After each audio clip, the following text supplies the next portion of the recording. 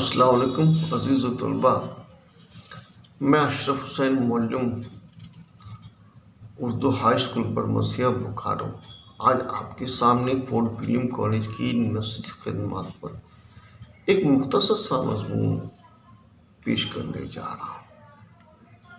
Fort William college جس کے بارے میں آپ نے سنا ہوگا، آپ نے اس فورٹ ولیم کالج کے بارے میں بہت کچھ معلومات آپ کو پہلے سے مل چکی ہوگی۔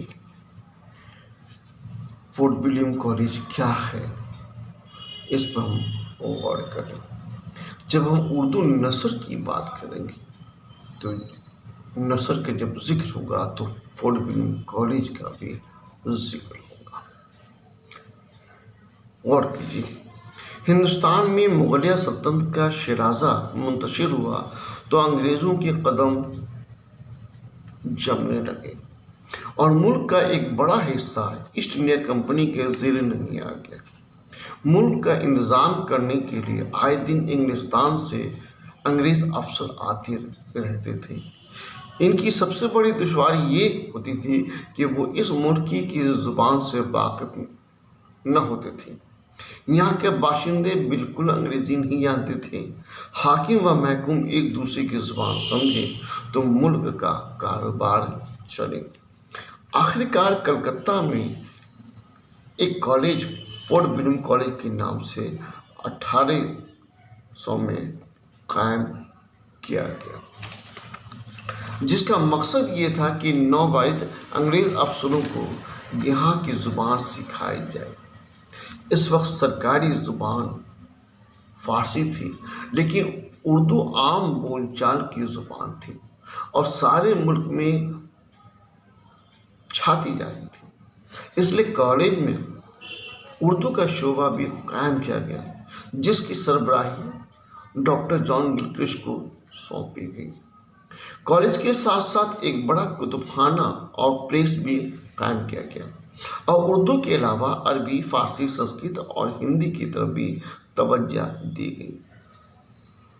اور جب پڑھانے کی نوبت آئی تو اندازہ ہوا کہ ایسی کتابیں ہی موجود نہیں ہیں جن کو نصاب میں داخل کیا جا سکے۔ اس لیے کتابیں چھپوانے کی ضرورت پیش آئی اور سارے ملکوں سے اہل قلم کو اکٹھا کیا گیا جو ترجمہ کر سکیں اور کتابیں لکھ سکیں۔ ساتھ ہی یہ بھی طے ہوا کہ کالج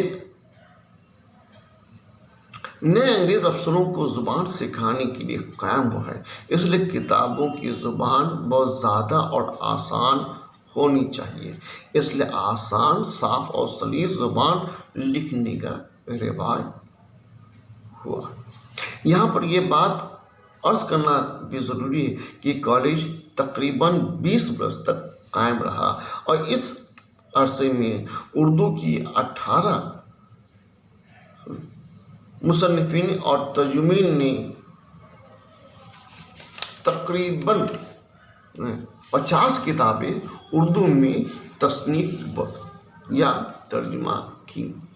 ان مصنفین میں میر امن، میر شیر علی افسوس، سید حیدر علی حیدری، میر بہادر علی حسینی، مرزا کاظم علی جوان، نہال چند لاہوری، مظہر علی خان بلا، مولوی کرام علی بینی نائن جہاں، مرزا علی لطف، مولوی امان اللہ، مرزا جان تپش، سید حمید الدین بہاری وغیرہ نے اردو نثر کی خدمت کی۔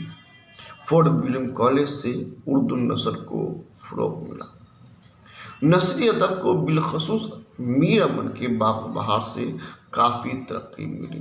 اس دور میں مذہب عشق سنگھاسن بتیسی، طوطا کی کہانی، قصہ لیلا مجنوں، باغ اردو، آرائشی محفل، زاد آخرت، میخانہ وحدت، سراج الایمان وغیرہ ہیں۔ اس طرح اس کالج نے اردو کے حق میں 2 بڑے کارنامے انجام دیے۔ ایک تو یہ کہ روزمرہ کی زبان کو سلاست روانی کے ساتھ لکھنا سکھائے، اور دوسری بات ہے کہ زمانے کے لحاظ سے لغت اور صرف و نحو پر جدید طرز کی کتابیں لکھنے کی بھی کوشش کی۔ پیارے بچوں، امید کرتا ہوں کہ یہ میرا چھوٹا سا مضمون آپ کو بیحد پسند آیا ہوگا، بیحد پسند آیا ہوگا، اور میں چاہتا ہوں کہ آپ اپنے استاد محترم سے اس موضوع پر گفتگو کریں، اور فورٹ ولیم کالج میں جتنی بھی تصنیف اور تالیف کی کا کام ہوا ہے، وہ کون کون سی کتابیں ہیں، کون کون سی کتابیں کس عنوان سے ہیں، تو اس عنوانات کو آپ جاننے کی کوشش کریں، اور ساتھ ہی ساتھ اس کی قصے کو بھی پڑھنے کی کوشش کی۔ ٹھیک ہے، بہت بہت شکریہ۔